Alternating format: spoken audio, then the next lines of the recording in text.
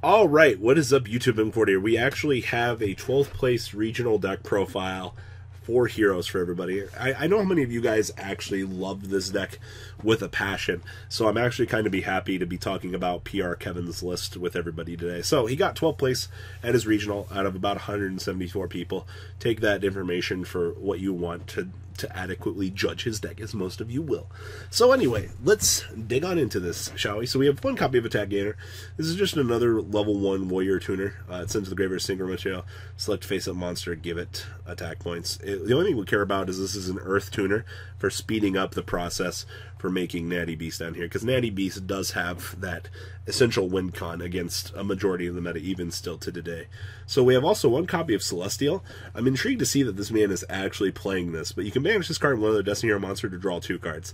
I think it's literally the only thing that we care about. You gotta put that second Malicious to work after you dump it off, you know what I mean? We have 2 copies of Malicious himself, just fodder for bringing out off of Summon Sorceress.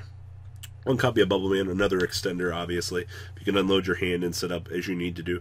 Also gives you access to our boy Acid for the massive back row. Drop. We have one copy of Honest Neos. This is a little bit more standard. I don't think any hero deck plays more than one of this. Honest effects aren't that great in the current game, but this is very good for what this deck wants to see it for. 2 copies of Shadow Mist, either getting a mass change card or getting the search. Both are excellent tools that this deck wants to have at their disposal. So I think 3 would be too much, especially for the way that this deck is set up for the current point in time. And then, of course, we have triple copies of Solid Soldier. Getting that special summon is everything that this deck ever wanted. I'm so glad that they made a hero version of Goblinberg, actually. Moving on along here, we also have 1 copy of Stratos. I think this is the essential backbone of the deck, like popping back row or getting the core search. Thank you. 1 copy of Spell Striker. This is just another warrior extender. Literally, this card serves no other purpose, I guess, except for time, where you can just summon this, attack your opponent directly, and watch them squirm. But you do have cool things like that kind of built into the deck. Like, your extender also can end games in time. We have 2 copies of Ancient Cloak. Obviously, our boy Shade Brigade down here, a Rusty Tin Can, literally does make combo extenders all the more viable for decks like this to abuse him. So, I mean, obviously, warrior extenders go. Triple copies of Silent Boots, once again, when you set up the Rusty Tin Can, is special summoning this guy to continue on along with your day for whatever play you might see fit. Also, he's a warrior.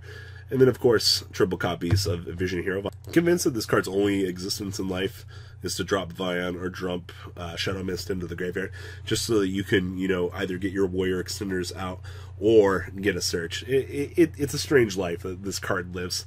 Like, he also thinks he can search for polymerization, but I mean, how much does that honestly come up? Now, we do have triple copies of Called by the Grave. Hand traps are the bane of a Soul Day's life. If hand traps didn't exist in a Soul Day's life, I think the card would be so much better. But because we have what we have right now for Isolde, she just lives such a shitty life. 2 copies of Destiny Hero. This is an interesting tech choice.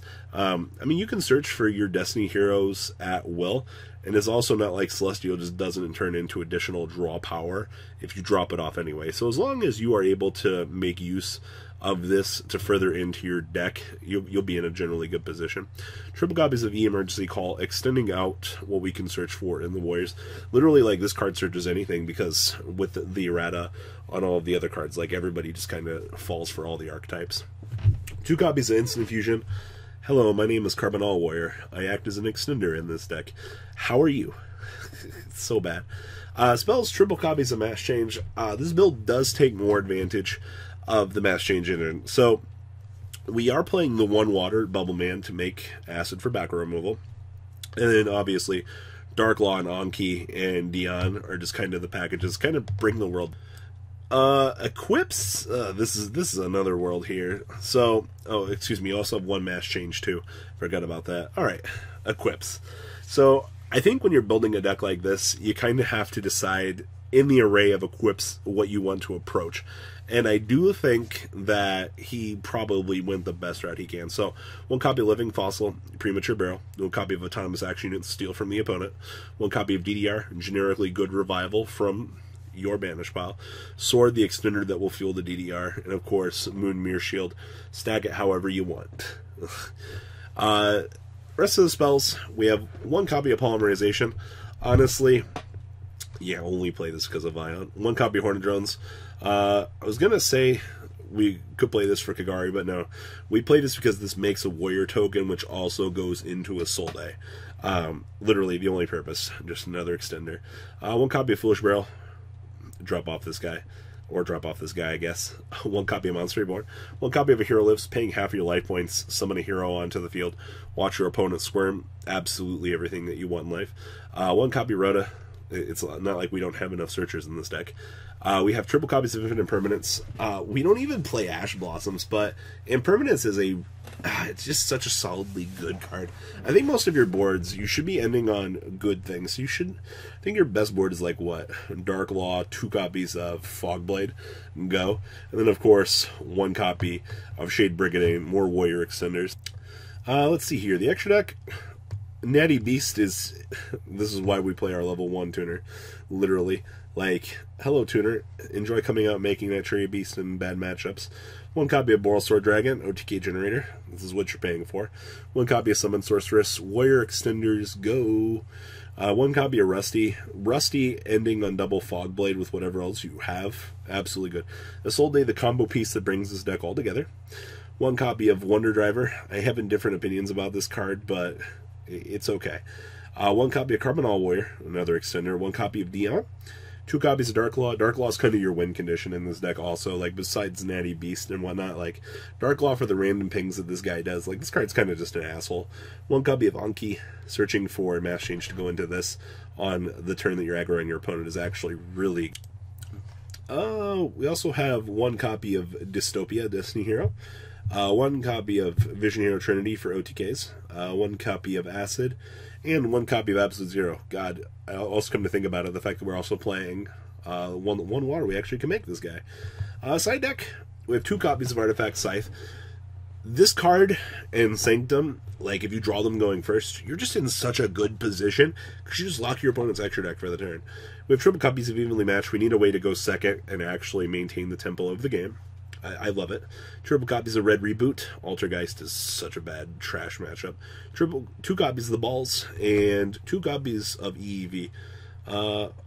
Actually make it through a couple of means here. Oh yeah, we have multiple Wiis to turn on EEV, which is exactly what we want. I kind of might approach this as a 3 of if I was Kevin, actually. Like, I would support that, actually. So, we do have a tournament report here for you guys. Alright, so he played 8 rounds. So, round 1 was against Cyber Dragons. He 2-0'd him because he made Naturia Beast, Dark Law, Cyber Dragon, couldn't out it. That's kind of shocking. Round 2 was against Thunder Dragon Danger. 2-1, I lost a dice roll. Lost game 1, won game 2, and game 3 he bricked and I OTK'd him. Round 3 was against Guru Control. He lost, unfortunately. Lost a dice roll, so I lost game 1 going second. Game 2, I did not open a way to get to Bubble Man, to get into Absolute Zero to Guru, because the only good thing, because it's slept on, and it's a glorified crawler deck, basically. Oh, God. Round 4 was against Gem Knight FTK. Lost game 1 to die roll. God, losing these dice rolls are so critical. Game 2, he cannot play under Dark Law. Game 3, he cannot open Block Dragon, so he can only do 6,500 damage, and I OTK'd him with Boral Sword and Trinity. Yikes. Round 5 was ABC. He won 2-1. He lost a dice roll, but opponent chose to go seconds. Could not out Naturia Beast plus Dark Law plus Fogblades. Lol. Game 2, I knew he would be scared to go second again, so I decided to go second, drew 2 evenly, +1 Sphere Mode, plus Malicious. I scooped game 3, same as game 1. He could not out Dark Law plus Natty Beast. Round 6 was against Crusadia Guard Dragon. He won the dice roll. Opponent did not open any Nightmares, and I impermanence his Crusadia that moves Elpe, so he scooped game 2. I opened no Sphere Mode or Impermanence. So I scooped game 3, same thing as game 1, but he sided in the artifact package, so he couldn't play. So, what a blowout there. Round 7 was against Trickstar Mekk-Knight. 2-1, won that dice roll. Opponent could not play under Dark Law. Game 2, he went first. Sided some Floodgates and Hand Traps, so I lost game 3. He used Summon Limit. I set impermanence in that column during my turn and grinded out the game with Boral Sword to do 3,000 life points.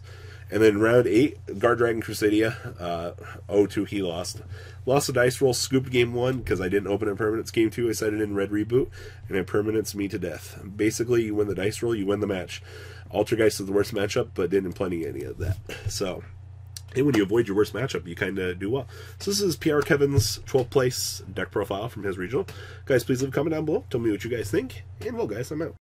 The ride never, well, truly ends. Thank you, patrons. Without you guys, I don't know what I'd be wearing in these videos. I might be a Truffle Shuffle incident all over again.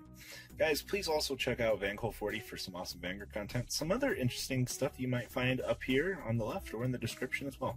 Thanks for watching.